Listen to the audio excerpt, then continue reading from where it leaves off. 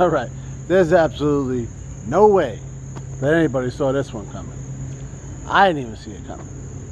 Because on this episode of Pugliese Speed Shop, we bought a Nissan Hardbody truck. I don't know why, but we did.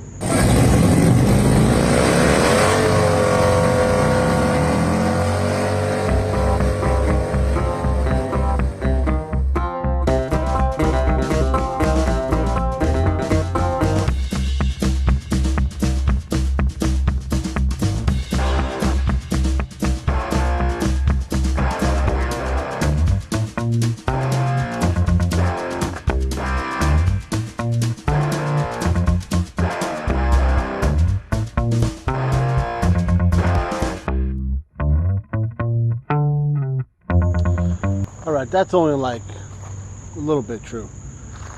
I know why. Because anybody that went to high school in the 90s has a little soft spot for these mini trucks. How could you not? You know, they actually have decent power. These especially. Forget about it, right? And they were cheap. They were everywhere. Why wouldn't you ever want one, right? Simple to work on. It was something that, like, I'm telling you, any of you guys that went to school in the 90s, if there wasn't about 20 of these things in the parking lot, I don't know where you went to school at. So, do a little walk around, show you what's going on with it. You can see she can use a little work. But if it couldn't use any work, why would I have bought it? Alright, so this is a 1992 Nissan D21 pickup, also known as the Hardbody. So, as almost every story of mine goes, I was cruising Facebook Marketplace and came across this truck at a steal of a deal. So, hit the guy up. Solid dude. Somebody else hit him up after I did. He could have been there in 2 minutes with cash. I was at work. The dude said, nope. I already had somebody hit me up. I went there that evening after work, picked the truck up. Dude was such a nice guy. He even towed it back to the house for me. It was about, I don't know, 15, 20 minutes, something like that. Loaded on his trailer, all that. Just a good guy. And so, what am I going to do with this thing, right? Well, the first thing we got to do is get it running. So, it's got 250,000 miles on it, which is amazing because there's only like 3 little spots of rust on it because, I figured it'd be rotted to hell. But, we're going to put, it needs a fuel pump. It needs a clutch master cylinder and a clutch slave cylinder. All of which are very, very affordable. Interior is, look at this. The seat's not all tore up. The dash, it is what it is, right? But these little things here, they sell just those because I guess that's probably known to do that. So, I guess I'll close the door. It's got some American Racing Centerline wannabe rims, which not so sure they're going to stay there, especially since, and I didn't even notice this actually, Jay, the guy I bought it from, pointed it out.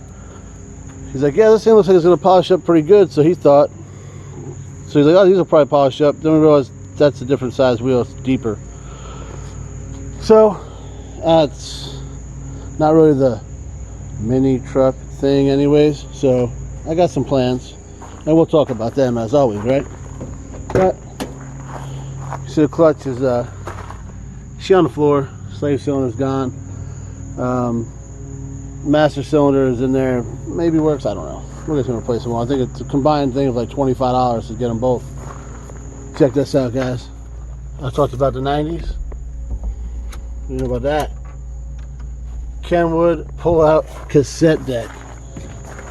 Yo, if you didn't have one of them in my high school, you might as well not even show up.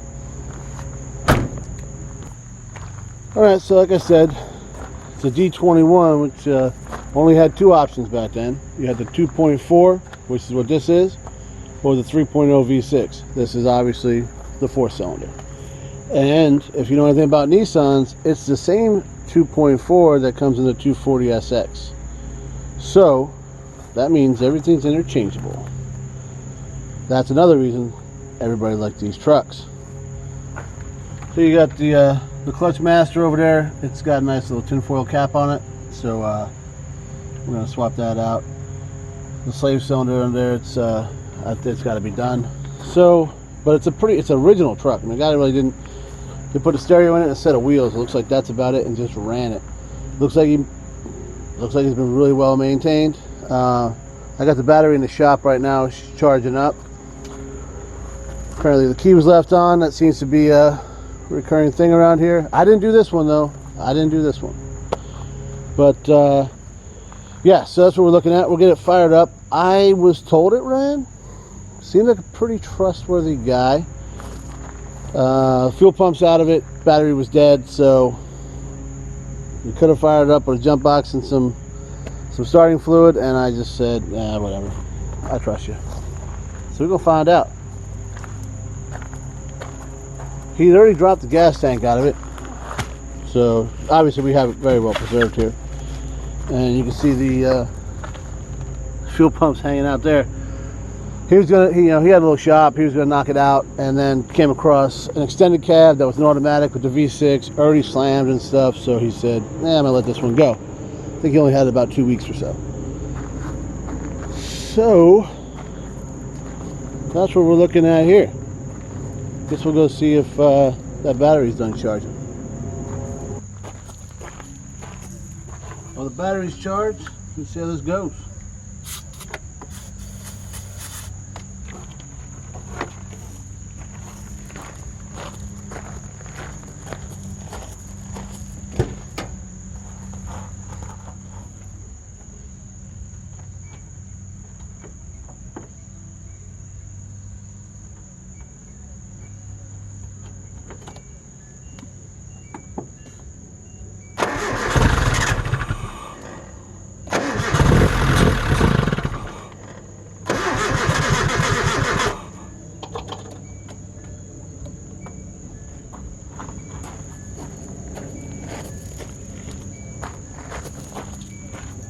Fires up, sounds a little aggressive.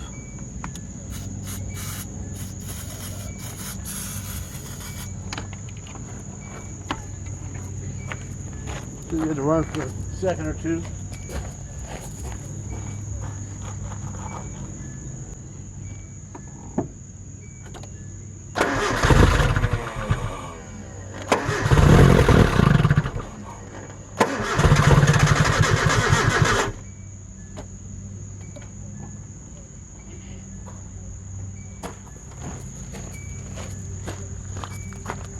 I'm sure this is really good for it.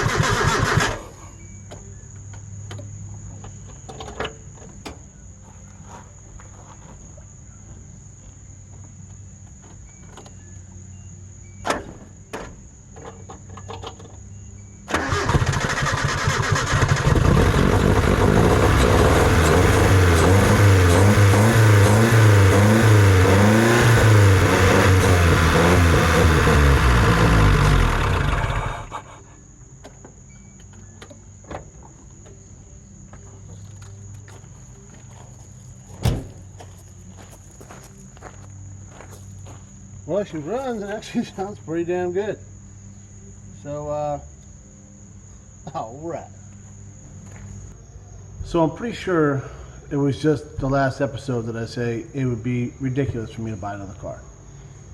And it absolutely is ridiculous for me to buy another car. But I bought another truck, so no, it's still ridiculous. But I bought it for you guys. Not in the sense that you're going to drive around, but for some content, right? When me and the kids started the channel, one of the things we said was we want to show that anything can be a hot rod, right? And I know I'm gonna get beat up for this, but even this little truck. So think about it, and this is, hear me out so you understand. we all, I'm obviously an old school, mainly GM, Harley, all that kind of stuff. That's what I like. So when I was in high school, right? Graduated in 95, so you can do the math from there.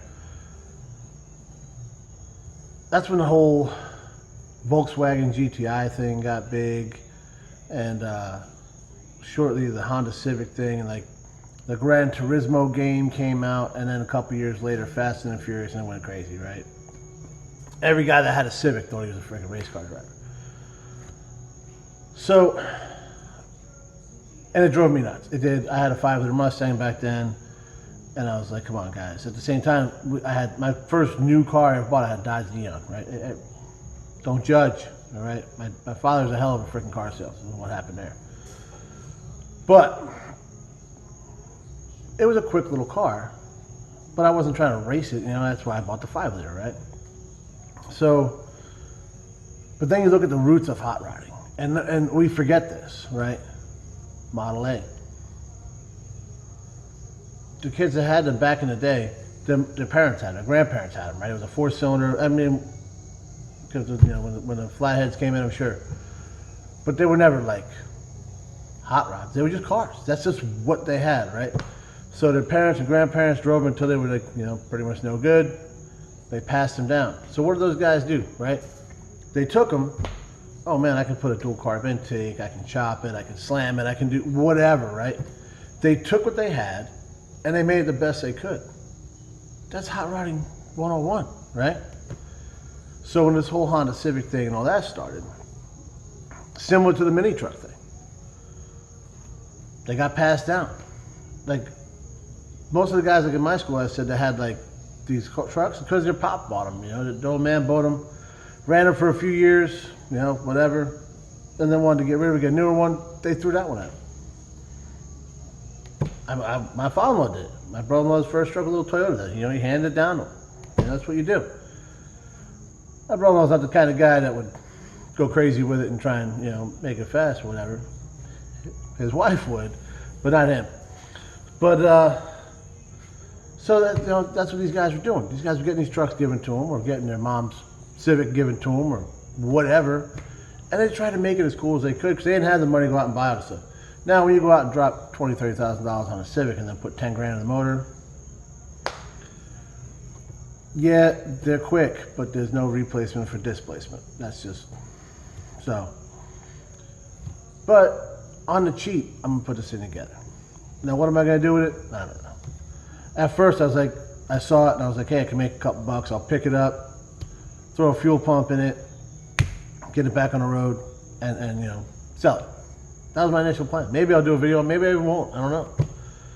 And I wasn't really 100% sure. And I started talking to this guy that I bought it from, and he's talking about that he's had other ones in the past, and then one he just bought, and all the stuff he wants to do to it. And I was like, man, I remember these things being pretty good. There's a guy in my high school actually. He had this Nissan that was lifted. It was crazy. It was like on 40s or something nuts. But he loved that thing, And I was like, man, I remember that thing being pretty quick. And my buddy Greg had one when we were stationed out in China Lake. He had the Z24 motor in it that had like the 8 spark plugs or whatever, which I hear he loved it. And I drove that truck. It was a good little truck.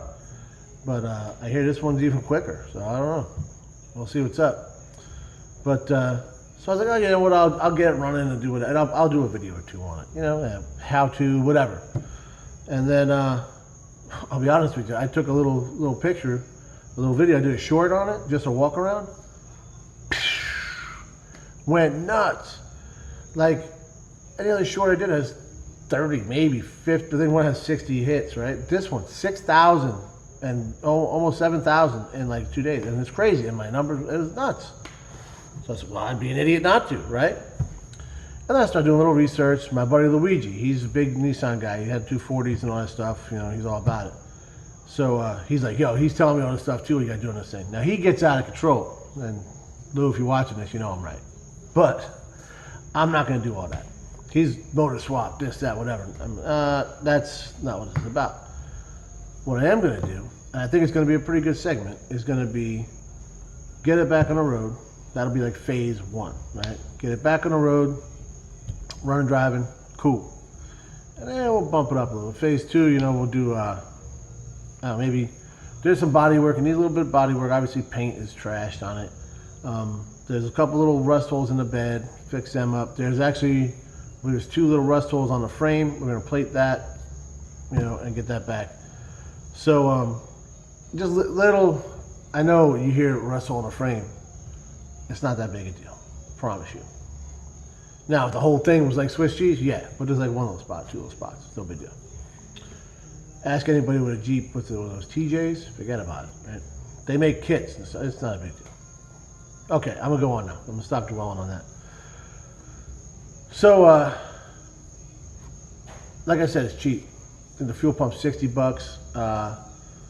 The slave cylinder's like 9, and I think the master's like 12 or something like that. So we'll do that. We'll get it running good, driving good. Probably even throw a little air in the tires, because, yeah. But yeah, so we'll do all that, and then I'm looking at other stuff. You can get like a full exhaust is cheap, right? And I don't know how that thing was pretty loud. I don't know if it's missing stuff or somebody, you know, thought they were, you know, whatever. But so looking at that, they got like a header for it for like $100, and the rest of the exhaust like $150. Cool air intake's cheap. Turbo is only a couple $100. They got lowering kits for about $250.